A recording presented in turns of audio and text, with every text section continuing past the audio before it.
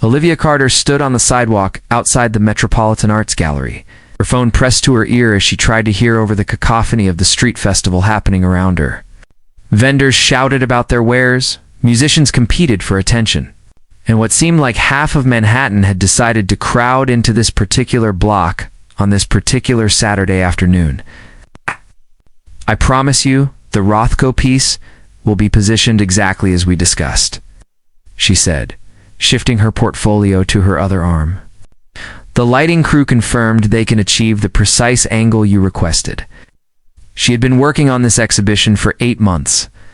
8 months of careful negotiations, delicate handling of artist egos, and meticulous planning of every detail. The Modern Masters retrospective would be the gallery's most prestigious show in a decade, and as the senior curator, everything rested on her shoulders. At 29, Olivia had earned her reputation through relentless dedication and an eye for detail that bordered on obsessive. Her colleagues admired her. Her few friends worried she worked too much. Her mother called every Sunday to ask when she would finally meet someone and settle down. As if she had time for dating when her career was finally taking off, she ended the call and checked her watch. The pre-exhibition meeting started in 20 minutes, which meant she needed to navigate through this festival chaos and somehow arrive. Looking professional rather than like she had fought her way through a street fair, Olivia started weaving through the crowd, clutching her portfolio protectively. The festival celebrated some local Heritage Month, complete with food stalls emitting competing aromas, live bands playing on corners, and what appeared to be an impromptu dance competition blocking the intersection. She was calculating alternate routes when she heard the shouting. Mr. Rhodes. Julian, over here. Julian, is it true about the merger? Who's the mystery woman from last week? Olivia glanced over and saw a group of photographers pushing through the crowd, cameras raised, chasing someone. She had lived in New York long enough to recognize paparazzi when she saw them. Some celebrity must be nearby, probably trying to enjoy the festival anonymously. She turned back to her path, determined not to get caught up in whatever drama was unfolding. She had her own crisis to manage, namely, getting across town without destroying her carefully organized portfolio. Then everything happened at once. A hand gripped her arm. Olivia spun around, startled, and found herself face to face with a man who seemed to radiate intensity. He was tall, well over 6 feet, with dark hair slightly disheveled and the kind of chiseled features that belonged in fashion magazines. His gray eyes locked onto hers with an urgency that made her breath catch. "I'm sorry," he said quickly. "Please forgive me." Before Olivia could ask what he was apologizing for, he pulled her closer and kissed her. Her mind went blank. His lips were warm and surprisingly gentle despite the urgency of the moment. One of his hands cradled the back of her head, while the other wrapped around her waist, and for several heartbeats. Olivia forgot where she was, forgot the meeting, forgot everything except the unexpected electricity of this stranger's kiss.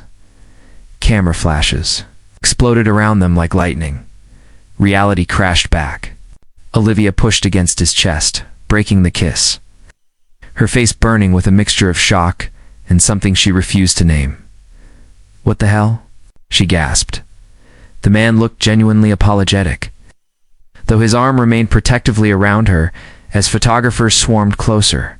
"I'm so sorry. They were cornering me, and I panicked.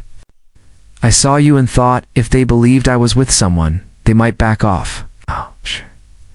Julian, who's the girl? How long have you been seeing her? Is this why you canceled the engagement to Sienna?" Olivia's portfolio slipped from her grip. The man, Julian, apparently caught it smoothly with his free hand while somehow keeping the photographers at a distance with his body. "Guys, come on," he said with practiced charm.